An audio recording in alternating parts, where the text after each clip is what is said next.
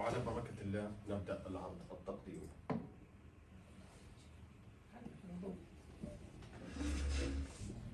Automatic defect segmentation in electroluminescence images of photovoltaic photovoltaic cells using enhanced deep learning and computer vision models.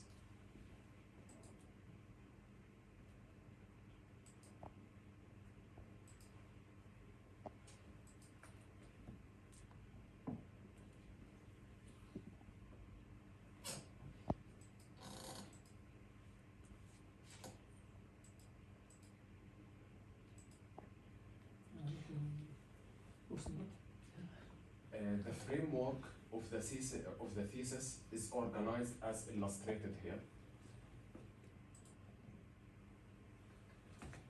Actually, in the recent few decades, there is an increasing demand on energy, which created a serious crisis, which is known these days by the energy crisis.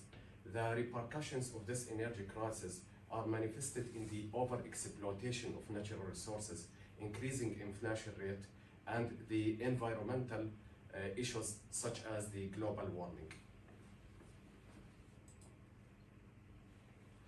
These are some examples of environmental violations and catastrophes due to the oil spill, due to the transportation of oil shipments in the oceans, which affected negatively the flora and the fauna. The flora and the fauna is a Greek terminology that is correlated to human and animals. Also the marine life and aquatic life. Also the carbon dioxide emissions, which is the main cause of global warming. Most of the carbon dioxide emissions are attributed to coal plants. This is Schwarze-Pumpe, approximately each year emits around 12 million tons of carbon dioxide per year. So, as a fact, you can imagine that there is 37.4 billion tons of carbon dioxide emissions. You can imagine this colossal amount of CO2 emissions. Maybe from the previous examples, you can observe the underlying mechanisms, advantages and benefits of the photovoltaic energy. Actually, this promoted countries and entities to follow the economic rationalization policies of and the dependence and reliance on renewable energy resources, particularly photovoltaic energy, which is which besides the wind energy are the most prominent ones. It is anticipated thus that this efficient energy resource will take the lead in electricity generation by 2027. By the way, it is also green energy, and it is a lucrative source that achieves a profitable economy. Actually, this shift toward the photovoltaic energy has been culminated by saving $78 billion in 2023 that would otherwise have been spent on fuel or let's say utilities operated or powered by fossil fuel resources, which are the gas, the oil, and the coal. Also, the technical installation flexibility of the photovoltaic modules have further expanded their reach. In addition to the most common ones, which are the ground-mounted and rooftop systems, there are some innovative solutions and systems have emerged, such as the agrivoltaic, which is an embodiment of the integration between the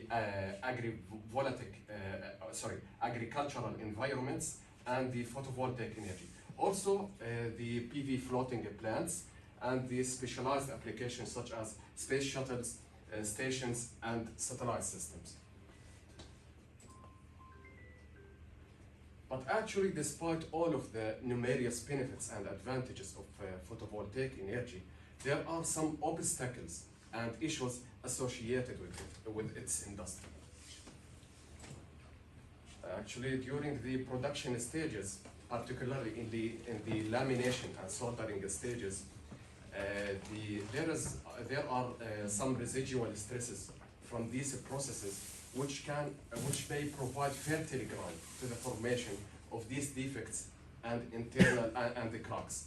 By the way, the vast majority of these defects that cannot be seen to the naked eyes. They are invisible to the naked eyes. Thereby, the electroluminescence technology is involved, which is applied to reveal such these defects. This is the production line, the standard production line of photovoltaic modules. I will not go around the conveyor belt of the production line, but I just wanted to highlight the electroluminescence imaging technology and the issue of the formation of the cracks. So I will take you in a small trip.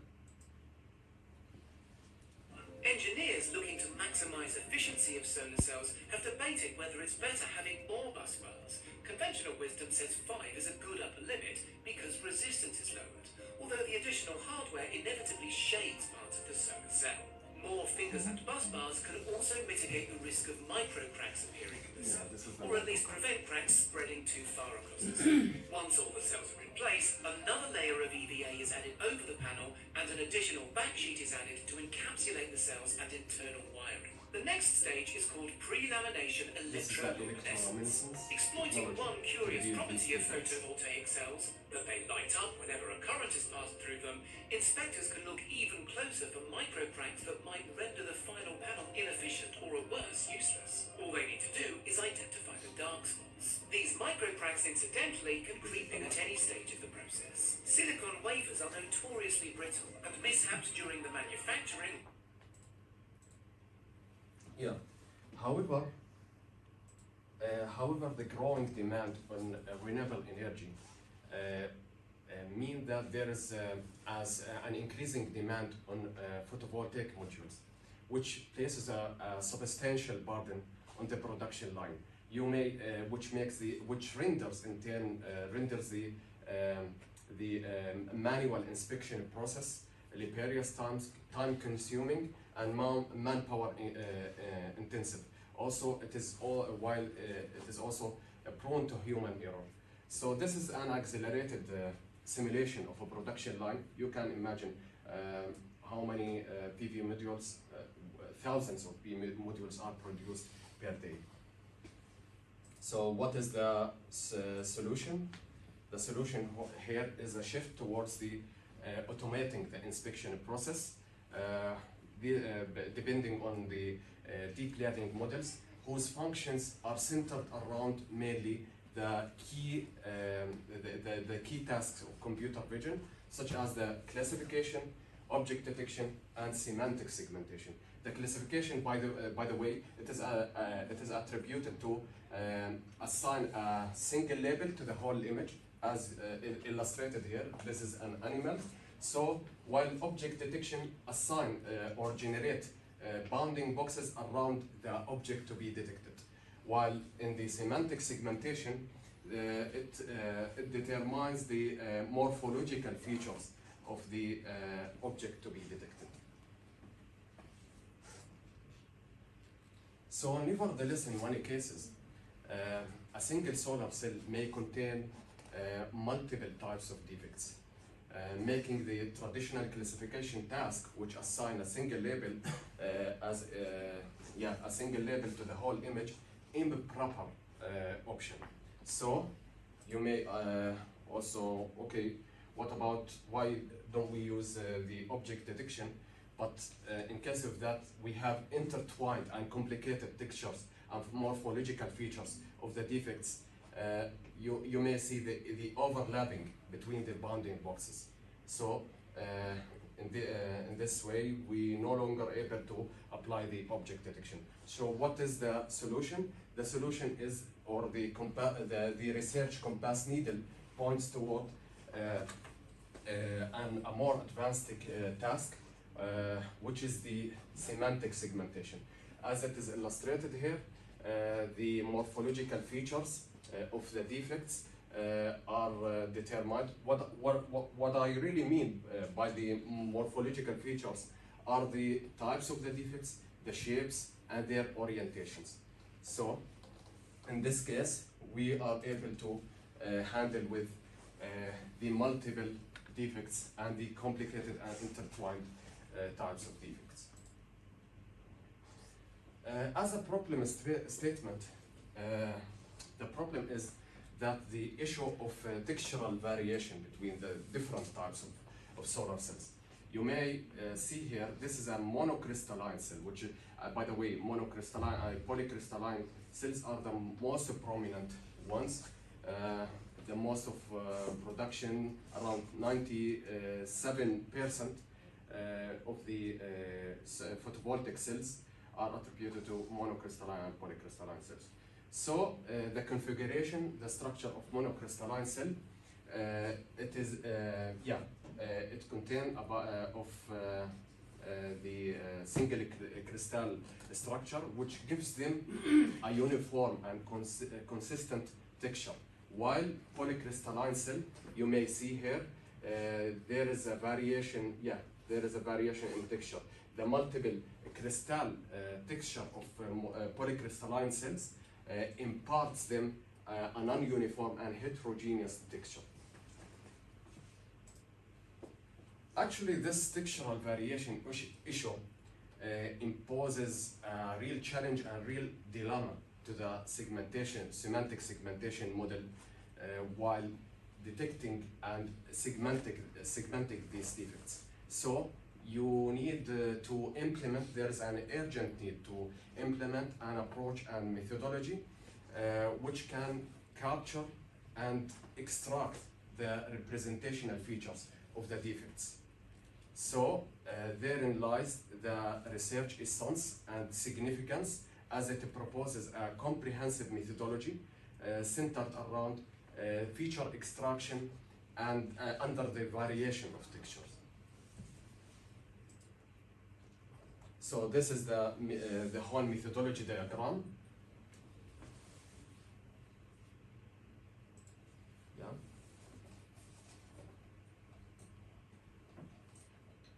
Oh, sorry. Yeah, this is the whole methodology diagram.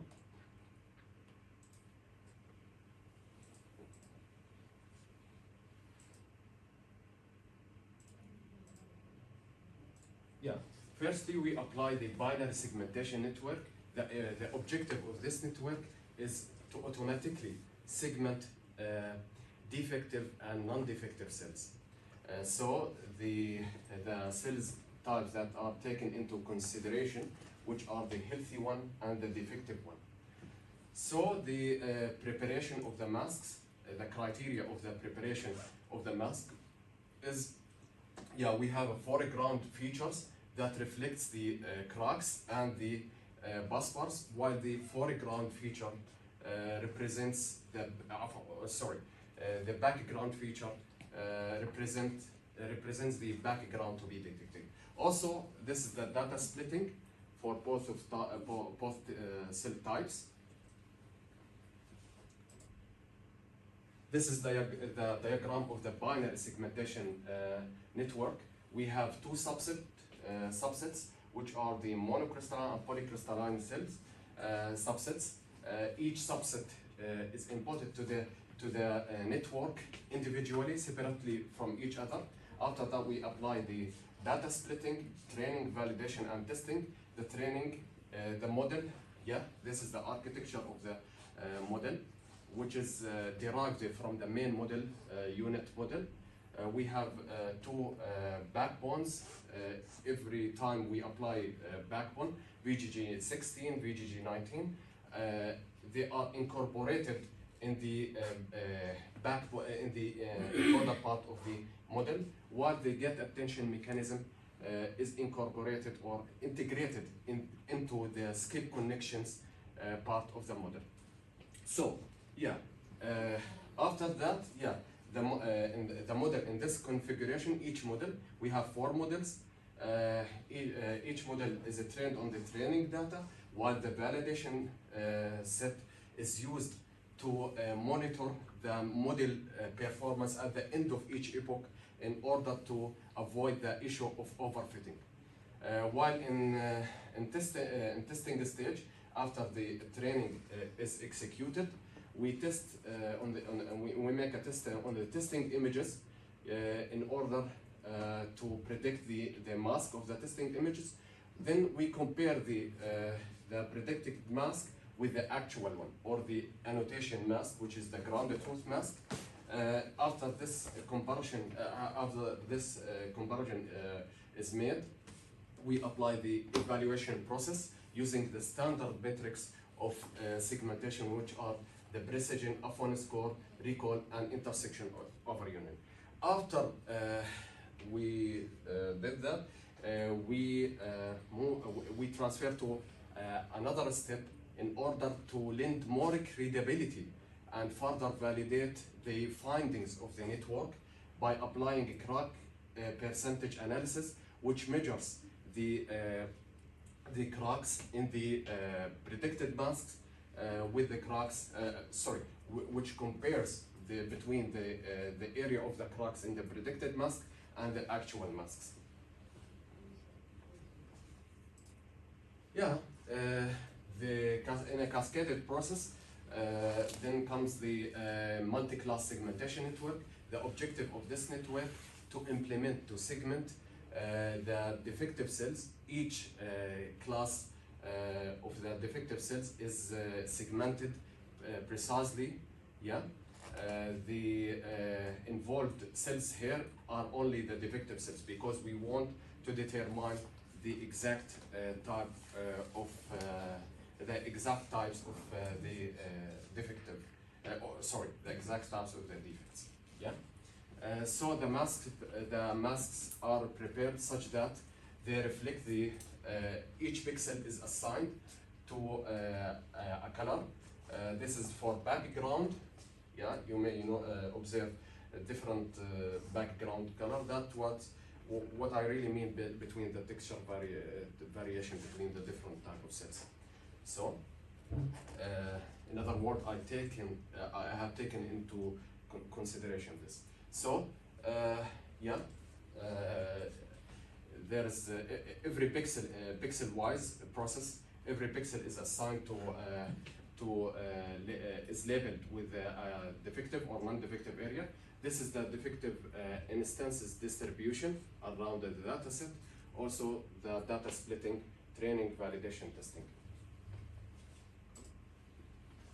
Similarly to binary segmentation network,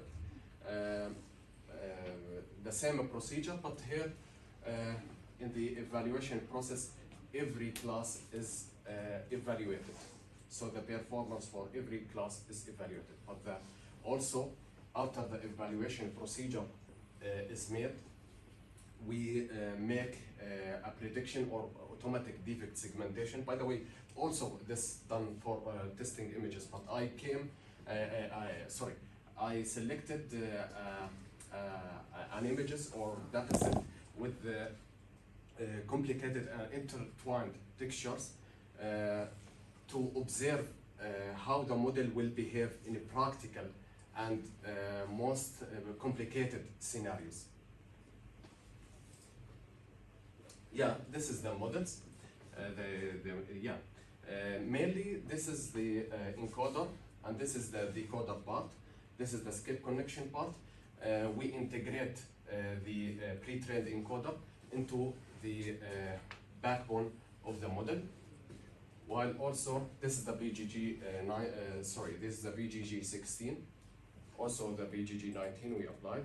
And also the get attention mechanism is integrated into the skip connections part. So this is the training conditions and hyperparameters.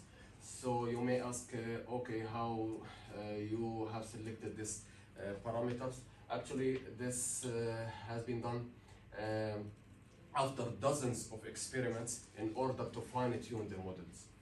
So this is for training conditions of binary segmentation and the multi-class segmentation. The evaluation process, as I have mentioned previously, we have 4 metrics: the precision, F1 score, recall, intersection over unit, which are the main metrics of the segment or the standard metrics of the segmentation test. Yeah. This is the results. Actually, the methodology has proved its robustness and generalization capabilities for binary segmentation in monocrystalline cells. Unit VGG19 outperformed the performance of the other models. All the models achieved percentages over 19, also exceeds the results of the previous research and work. While the evaluation in polycrystalline cells, unit VGG16 was the best performing model. Yeah, I just wanted to illustrate some examples of the segmentation models, of the results, sorry. Yeah. Firstly, let's have a look here. The yellow ones, the yellow rectangles or squares are the shortcomings of the models. For this model, unit VGG16, you may observe how this model performed well in this area, while you may see here, oh, okay, you may see here there is, comparing to this model. This is monocrystalline or poly? This is polycrystalline. Yeah, this is polycrystalline. Also, you see here, yeah, as it is depicted here, it performed well. Yeah, comparing to the grounded truth mask.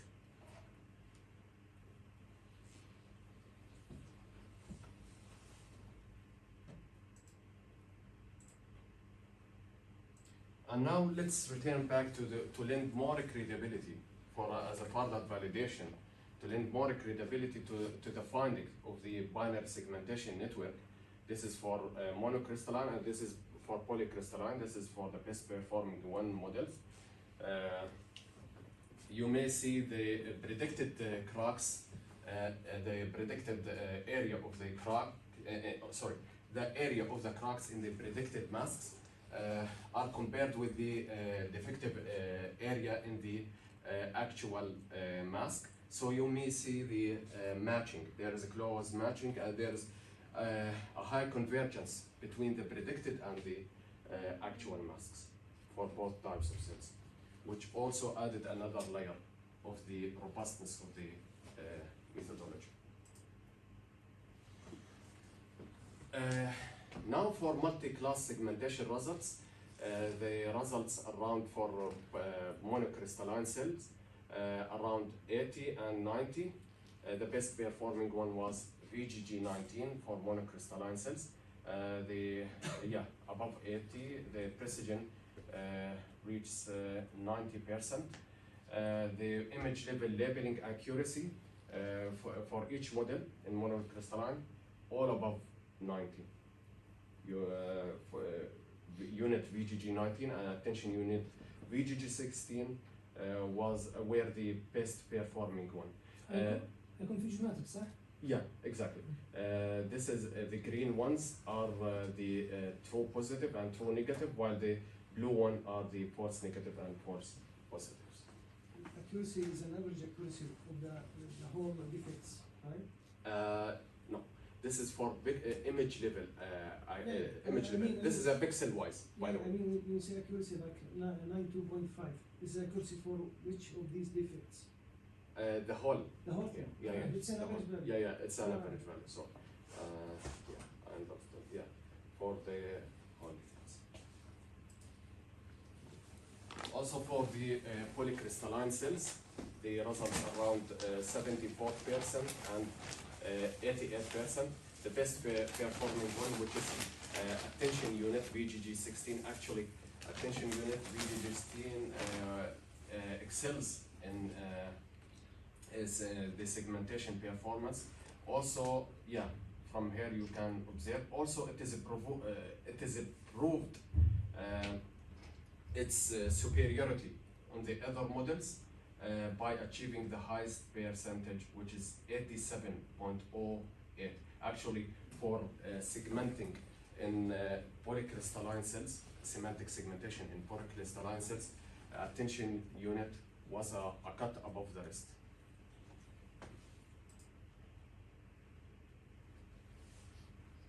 Yeah, to observe the some examples of the semantic segmentations.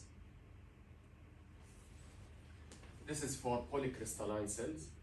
Yeah, this is the EL image, and this is the grounded truth mask.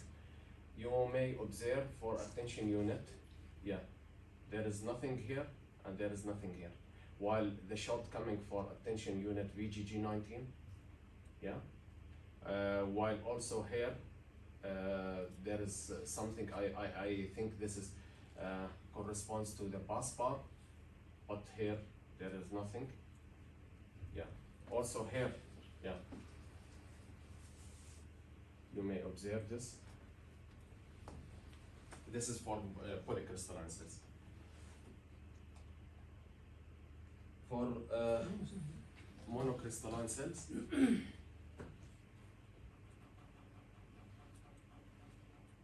you may see the shortcomings. This is the best performing one, which is unit VGG 19.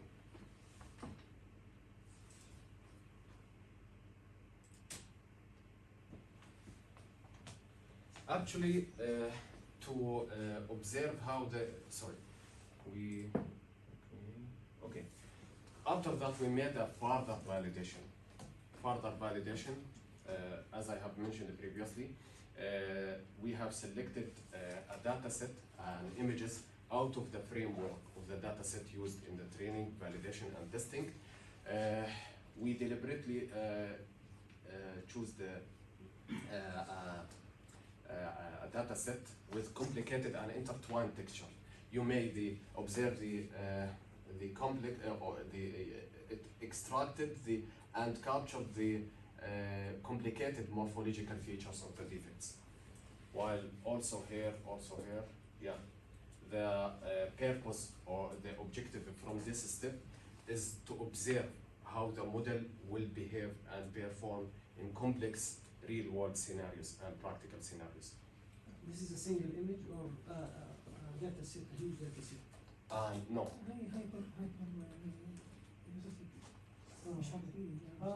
They are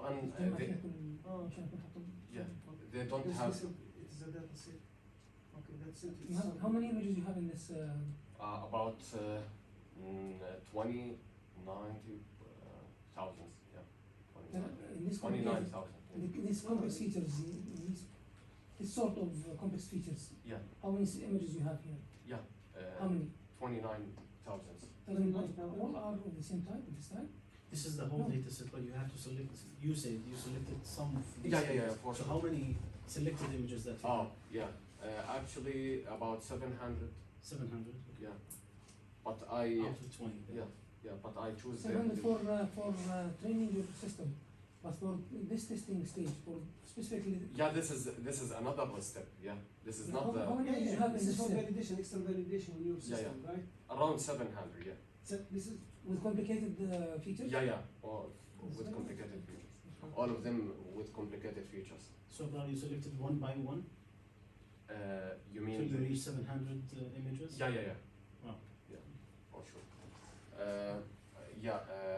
This is for by the way, this is the best for the best performing models.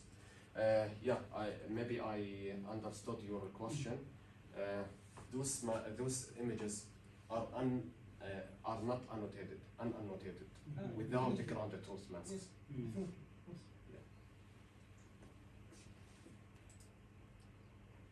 So comparing with the previous research done by Chen, our methodology outperformed Chen's work by 2.5%. So this methodology, because Chen actually did not sufficiently taken into consideration the issue of texture, the variation in textures.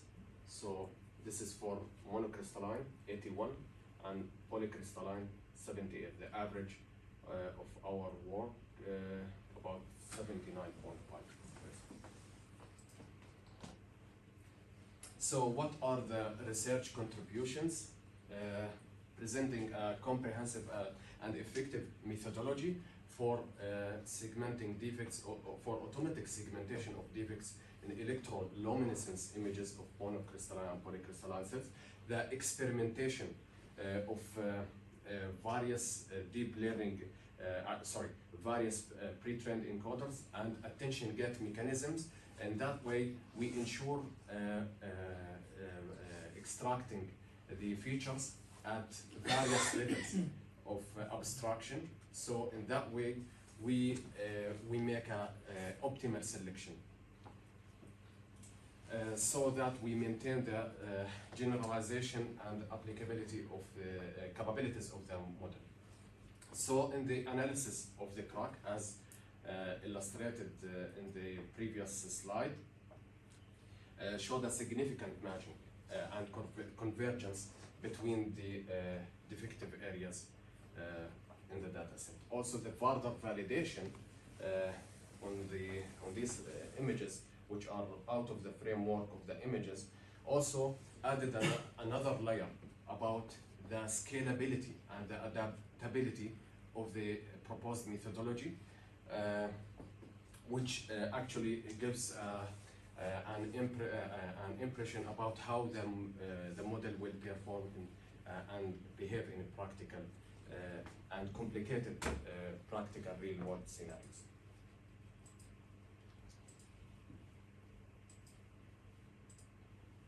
So the implications of this work: the methodology can revolutionize the inspection of PV modules on the production lines by enabling real-time detection, accurate real-time detection. By automating the process, traditional manual inspection can be dispensable, which are the time-consuming, manpower-intensive, and also laborious-intensive and prone to human error. Also, the scalability and the adaptability of the method to both types of cells make it versatile to suit various manufacturing scenarios. All of these factors can gain and acquire customer satisfaction, also increasing the productivity, enhancing the efficiency and minimizing the cost, and ensuring defect-free final product, ultimately reaping the benefit of increasing the productivity and accommodating the growing demand in the global market. So, as a future research or orientation, I would like to pose this problem. This research actually give some insightful information about the future research that could be implemented. The study could be extended and expanded to include the implementation of multimodal models. The multimodal models can acquire different types of data, which are images, different type of images, electroluminescence images, infrared images, and also with the structured data, numerical data. What I mean by the numerical data, the surrounding conditions such as the temperature, the humidity, and the weather condition. So, this problem, imagine if we have suppose that we have a photovoltaic power plant. This photovoltaic power plant generates electricity and feeds electricity to electrical equipment and devices such as motors, transformers, or pumps. So for some reason, let's say cloud overcasts the power plant, the photovoltaic power plant. So this cloud will last for 10 minutes, let's say. So you can imagine that in the upcoming 10 minutes, there will not be enough generation. So you need to shut down some electrical equipment in order to maintain the balance between the supply and demand. So in this case, you may need sensors in order to detect this cloud. When I say that we need a sensor to detect the cloud, that means that we need to train some models, deep learning models, in order to learn the representational features of the cloud. After that, a relays in order to send the signal to the control panel in order to shut down some electrical equipments. In order to shut down electrical equipments in order to maintain the balance between the supply and demand. So that's the end. Hope that the research was impressive for you. Thanks a lot.